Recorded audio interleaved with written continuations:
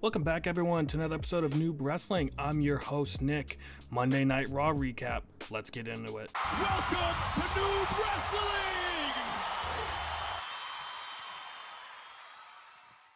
Javon Evans versus Penta for the Intercontinental Championship. This was a hard-hitting fight as to be expected. Javon took a couple of very serious shots. One was he was thrown right into the announce table and it didn't collapse, and he landed his spine right on the edge of the table. Immediately cut to commercials. I think there might have been some serious concern, but the match went on. It was really hard-hitting. There was a lot of crazy ones. Penta did the Mexican Destroyer, dropping Javon Evans directly on top of his head, which kind of looked like that probably hurt pretty good. It ended with Penta ending up retaining the championship. At the end, Penta raised Javon Evans' arm up in the air in sportsmanship, just like Penta normally does, and Javon Evans ripped his hand away, frustrated, and exited. There was also breaking news. Logan Paul is out for about 2 to 3 months with a torn tricep.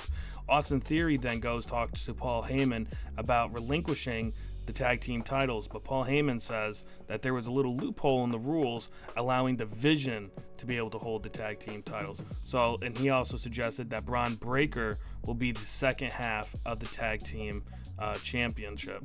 So you will have, looks like moving forward, Austin Theory and Braun Breaker as the tag team champs. This could get very interesting because anything with Braun Breaker becomes very dangerous and very deadly.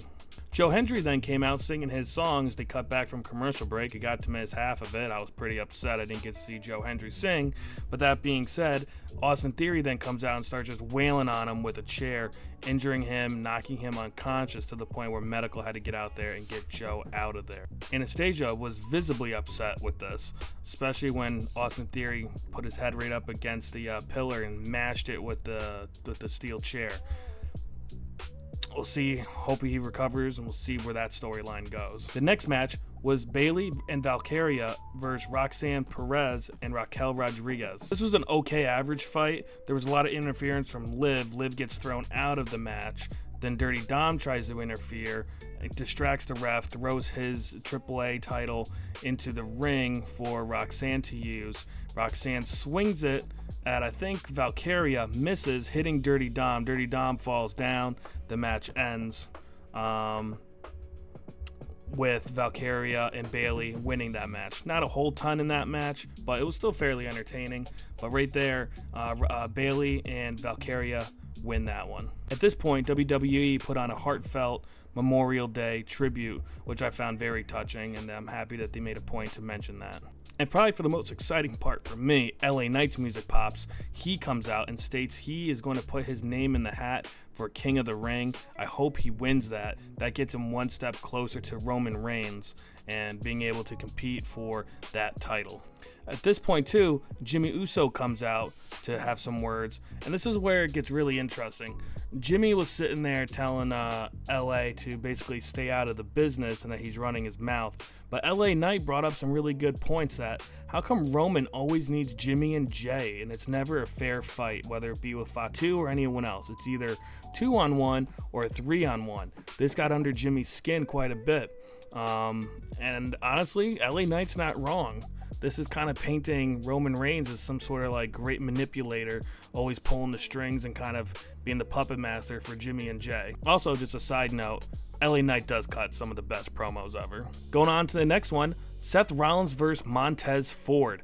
That was a pretty hard-hitting match as well. I mean, the whole place was chanting, "This is awesome" at some point. A lot of story going into this one as Seth Rollins has tried to talk to the Street Profits, trying to get them on board with his plan to help take down the Vision. The enemy of my enemy is my friend. Is that how it goes? Let me know down in the comments. But either way, Seth Rollins tried to convince them that they should be working together. It didn't work. They have their match. It was a pretty hard-hitting fight. Seth Rollins ends up winning. Austin Theory then comes out and they beat up on Dawkins, putting him into a pretty critical condition because behind the scenes, Rollins and Montez Ford link back up. They make up, and it looks like there might be a storyline there where they all team up to try and take down the Vision. I find it interesting, Seth Rollins mentioned it as well, that he wants Braun Breaker. Now Braun Breaker is now part of the tag team, the Vision's tag team.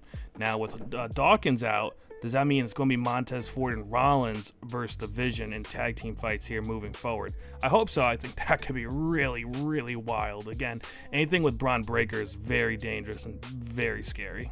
That leads to Rusev and the Rey Mysterio match, which I thought was a pretty good match. It always baffles me just how good Rey Mysterio is after all this time. I mean, he's like, what, 48, 49, 50 years old, still jumping around like crazy. I mean, it is unbelievable just how agile he is still. And Rusev's a big dude too, but he made it pretty believable. There's a lot of really good moves there. The bunch of 619s. At one point, Rusev caught a 619, stopped it, reversed it. But ultimately, Rey Mysterio put him in a position and hit him with a 619. Rey Mysterio wins. Dragon Lee comes out. It was an absolute big mess. Ethan Page gets involved. But ultimately, Rey Mysterio gets the last laugh with hitting Rusev with yet one final 619. Maxine Dupree also makes a sneaky appearance like she has been. It's weird. Every time you see her, it's somewhere in the vicinity of Austin Theory. I hope she's not going to end up linking up with them. Hope she's not doing anything with Austin Theory, because my daughter would be absolutely crushed if Maxine Dupree starts helping the bad guys. I'm not sure what the story is there, but every single time we've seen her since she's come back from her honeymoon, she's been in the background talking to Austin Theory. She's been in the car. You see her for a quick glance as Austin Theory gets in the car. So something's going on there, and I'm curious to see how that plays out. Ending the show, we had Roman and Jacob Fatu come out to sign the contracts. It's very interesting because there were some other scenes too where Roman Reigns is talking to Adam Pearce, and there's some fear in Roman's having that Fatu might be able to win this thing. And again, that kind of goes back to the whole, he's not going to have Jimmy and Jay with this tribal warfare match stuff. It's really, I mean, it seems like it comes down to whoever wins is going to be the next tribal chief. So if Roman loses, he's going to have to acknowledge Fatu. And if Fatu loses, he's going to have to acknowledge Roman. Now, it's really interesting. I'm a Roman Reigns fan, but Jacob Fatu is slowly starting to win me over. He's making some very valid points about how, you know, you're always positioning yourself to be the top guy. You know, Jimmy and Jay are always below you. You always make sure that they stay below you, which has me rooting for Fatu. I hope Fatu wins. But Roman's also a very good manipulator, playing the mind games. Even though Roman Reigns has some doubt that he might lose to Jacob, he has a good poker face and starts taunting Jacob with, you know, what are you going to do if you lose? And you have to acknowledge me as your tribal chief. What are you going to do? Is that something you want to live with? You can tell Jacob Fatu kind of listens a little bit, but Jacob Fatu at this point is just an absolute crazy animal, just rabid. He's sitting there drooling and spitting and sitting there just going nuts. You know what I mean? So they're actually building this up to be a lot more exciting than I was a couple weeks ago when they announced it. I said, okay, cool, we'll see how that goes. They did a really good job in this segment, getting everyone amped, making the stakes high, and really kind of showing what's at stake for each of them if they lose. So I'm actually really, really excited for that match. I don't know which way it could go. If LA Knight is gunning for Roman Reigns, does that mean Roman's going to win?